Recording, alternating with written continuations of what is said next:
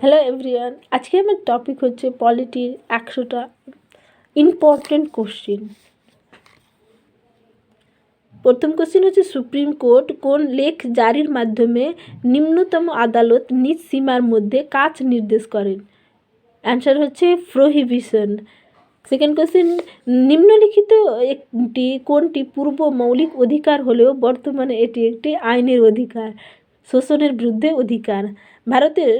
ভারতীয় সংবিধানের 44তম সংশোধনীয় মাধ্যমে কোন অধিকার মৌলিক অধিকার থেকে বাদ পড়েছে? সম্পত্তির অধিকার।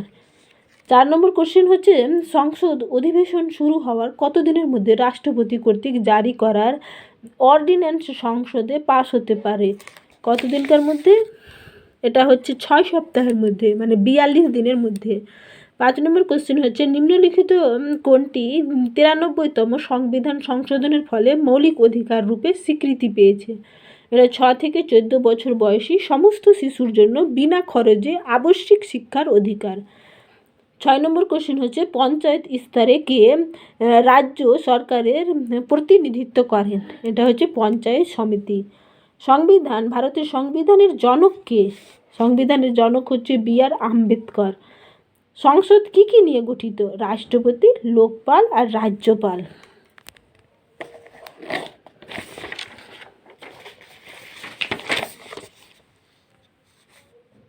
সরকারের বিভিন্ন দপ্তরে কাজ অনুমোদন করে কে? বিধানসভার সদস্যরা। 10 নম্বর কোশ্চেন হচ্ছে, লোকসভার মেয়াদ শেষ হওয়ার পূর্বে রাষ্ট্রপতি কার পরামর্শে লোকসভা ভেঙে দিতে পারেন? প্রধানমন্ত্রীর পরামর্শে।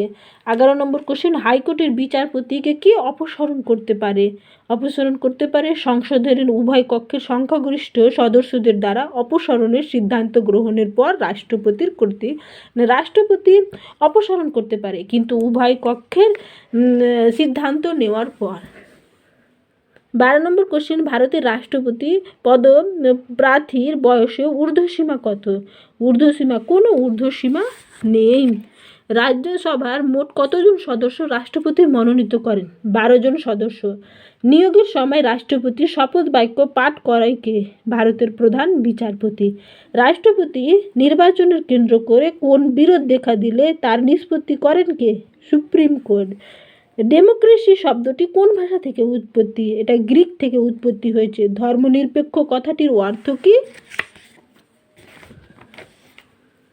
ধর্মনিরপেক্ষ কথাটির অর্থ হচ্ছে রাষ্ট্রে কোনো ব্যক্তির ব্যক্তিগত ধর্মীয় বিশ্বাস ও ধর্ম প্রচারের স্বাধীনতা হস্তক্ষেপ করবে না।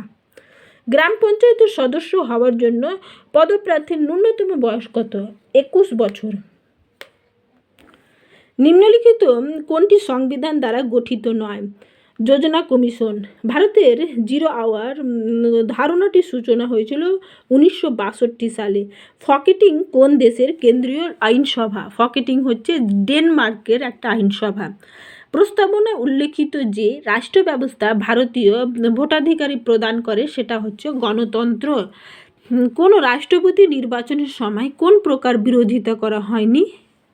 সঞ্জীব রেড্ডি। নিম্নলিখিত কোনটি ভারতের নাগরিকত্ব অর্জন করার পদ্ধতি নয়? সেটা হচ্ছে ভাষার ভিত্তিতে নাগরিকত্ব অর্জন। ভারতের প্রজাতন্ত্র প্রতিষ্ঠিত হয় কত সালে?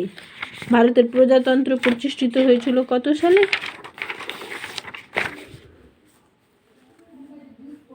1950 সালে। ভারতের প্রজাতন্ত্র প্রতিষ্ঠিত হয়েছিল 1950 সালে।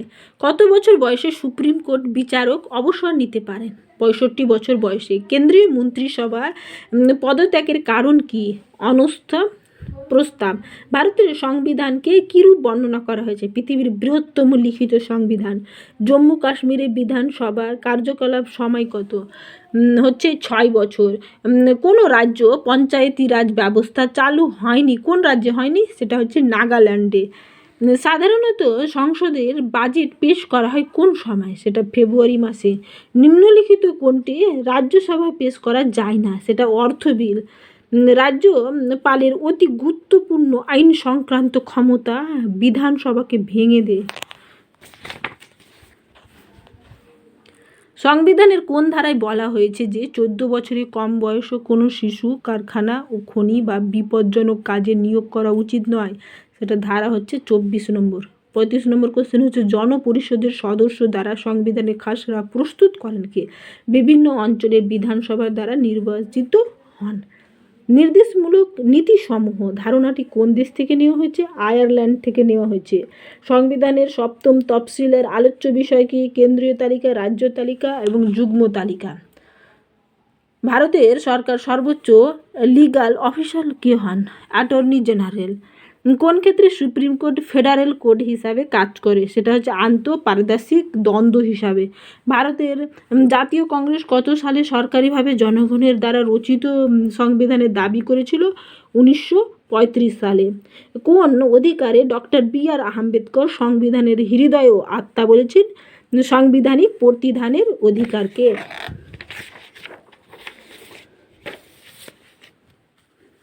42 নম্বর কোশ্চিন হচ্ছে পূর্ণাঙ্গভাবে সংবিধান কার্যকর হওয়ার তারিখ হচ্ছে 1950 সালের 26 জানুয়ারি। মূল সংবিধানের কয়টি ধারা ও তফসিল আছে?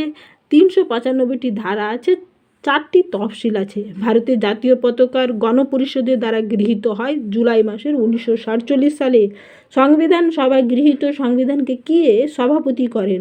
ডক্টর রাজেন্দ্র প্রসাদ।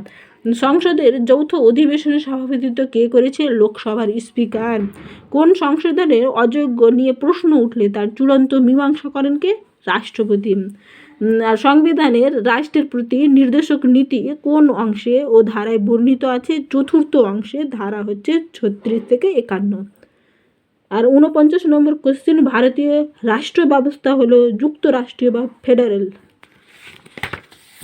50 নম্বর কোশ্চিন হচ্ছে রাষ্ট্রের জরুরি অবস্থা সংক্রান্ত আইন সংবিধানের কোন ধারায় বর্ণিত আছে? 352 থেকে 360 নম্বর ধারায়।